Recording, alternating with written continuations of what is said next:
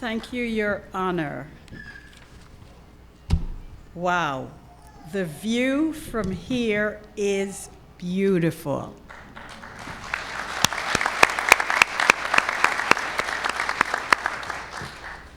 Distinguished members of the dais, ladies and gentlemen, my fellow Americans, because that's what you are beginning today.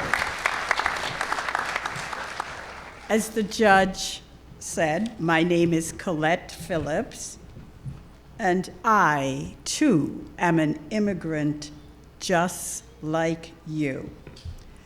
My story exemplifies the immigrant experience. President John F. Kennedy once famously said, "America is a nation of immigrants." Indeed, this country has been built on the sweat, the tears, and the dreams of many who came before us. Some who came here not willingly as immigrants looking for a new way of life, but who were brought here in chains as chattel. They were immigrants too, but they were also enslaved Africans. And we as immigrants stand on their shoulders and owe them and their descendants a deep debt of gratitude. Many of us who arrived here over the years from 1620, when the first pilgrims arrived, seeking religious freedom and a better life, a life where they could enjoy freedom of speech, freedom of religion, freedom to be who and whatever we want to be. It is the contributions, the rich, diverse cultures that is in this room that brings about the beauty that enriches the fabric of this great nation. As an immigrant, I understand the struggles and challenges that come with starting anew in a foreign land, where the culture, the language at times, and even the way of life can be different from the land from which we originate. I came to Boston many moons ago as a scared teenage Black girl from the small Caribbean island of Antigua. I came here to study communications at Emerson College. I had high hopes, like you all today, and great expectations.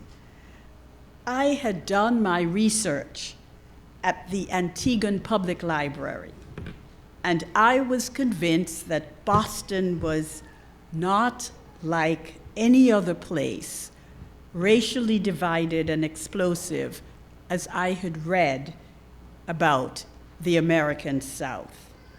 After all, it was a city of academia, intellectuals, and it was a wealthy city in the arts, in culture, in so many things.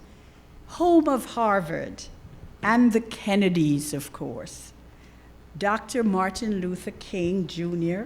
went to Boston University School of Theology, where he met his wife, Coretta Scott. The first man to die in the American Revolution was a Black Bostonian, Crispus Attucks.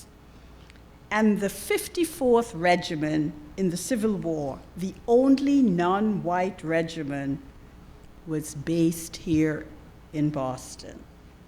And of course, it was very British, particularly in the Back Bay, where my school was located.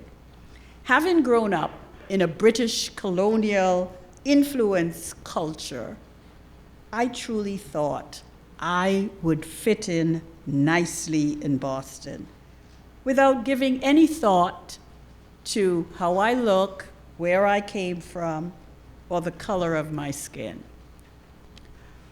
Boy, was I in for a rude awakening. But the beauty of America is that it is a country that also is filled with good people who are good allies. And I will tell you a story. As I was finished with graduate school, I decided I would stay here for 2 years. I would work and earn a living and get my skill sets. And my intention was to return to Antigua and work there, as I had before in television. But I decided I would hone my skills, and I became the head of public relations for the largest Girl Scout council in New England, and the 5th largest in the country. There was a little article written about me in the Boston Globe on a Sunday. And on a Monday morning, my phone rang, and there was this woman on the phone. I didn't know her. She didn't know me, but she had read about me. And she said, "My name is Nancy Corman. You don't know me, but I read about you. And I would love to invite you to be my guest for a group of women who I have convened together called the Women's Lunch Group. We meet at the Harvard Club downtown every 3rd Wednesday of the month. And I would love you to come with me this Wednesday and be my guest." Well, of course, how do you say no to somebody who is so enthusiastic and welcoming? And I said yes to Nancy. That was 44 years ago. Today, Nancy remains my mentor, my friend, and as she likes to say, my Jewish mamala. Or my Jewish bubby. So I am so delighted for that. So I want to tell you that even though sometimes the struggle as an immigrant can be hard, that there are good people, good allies, who are waiting to support and help you. Certainly, a lot has changed in Boston. Today, my public relations firm is located in a part of Boston that I was once told that as a Black person I shouldn't go to, Charlestown. And I enjoy and love that community. I also want to say that 2 in 4 Bostonians describe themselves as culturally diverse. 1 in 4 Bostonian is foreign-born, and there are 140 languages, many of whom, and many of the languages are right here in this room, and they're spoken in Boston. So, our country, not just our state and our city, but our country is changing, and it is evolving and becoming not a melting pot, but a salad bowl made up of many different people. And this is part of what I call the new America, and you have become part of that new America. Director Price and both Judge Levinson mentioned President Kennedy's clarion call to ask not what America can do for you, but what can you, as a new America, do for America. There is so much that you can do.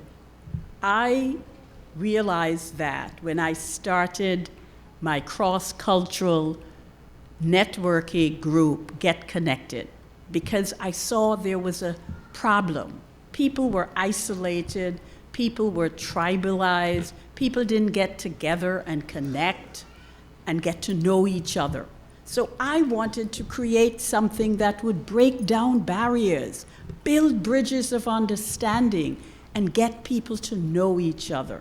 So I created this networking event series called Get Konnected. It has been so absolutely popular. 16 years, 5 times, including this year, it has been named by Boston Magazine as the best networking organization in Boston. And it's been so successful that Harvard Business School wrote a case study about Get Konnected as an organization that brings people together and break down barriers. That's part of the immigrant contribution of giving back to the country that we have chosen to become a citizen of. Where we are born, that's an accident of birth. When you make a decision to become an American, it is a choice.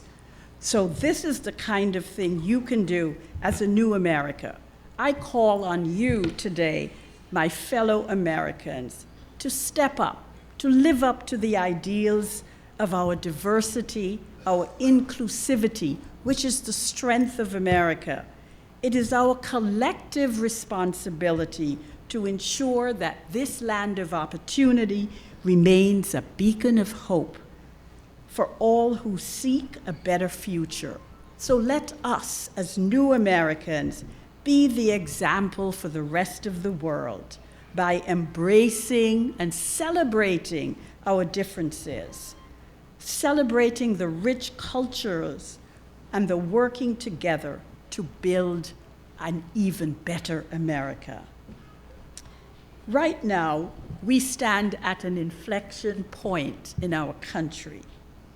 For the first time in the history of the United States, a woman vice president, Kamala Harris, who is the daughter of 2 immigrants from 2 different countries, India and Jamaica, is poised to perhaps become the first woman president in the United States.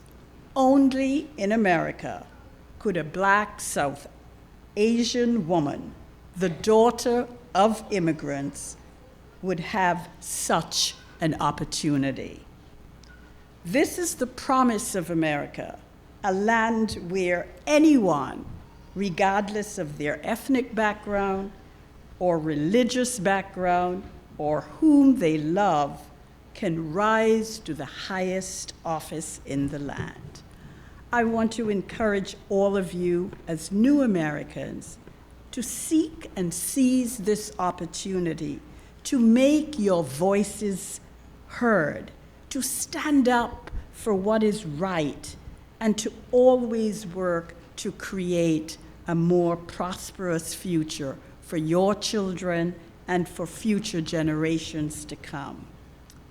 So my fellow Americans, you have moved from being called a foreigner to being called a red-blooded American. Let us not be deterred by challenges we might face, but rather let it fuel our persistence, our determination, and our resilience to succeed. Let me share with you a little secret. The secret of being an immigrant is that resilience, determination, and persistence is our secret superpower. As they said in the play Hamilton, immigrants get the job done. So, America, I'm going to leave you with the words of one of my favorite songs. And it says, America, sweet America, God shed its grace on thee. He crowned our good with brotherhood and sisterhood, from sea to shining sea. Thank you, merci, gracias, danke, obrigado, sese, and chin chin. Welcome to America. the land of infinite and boundless opportunity. Go out and become the American dream you came here to be.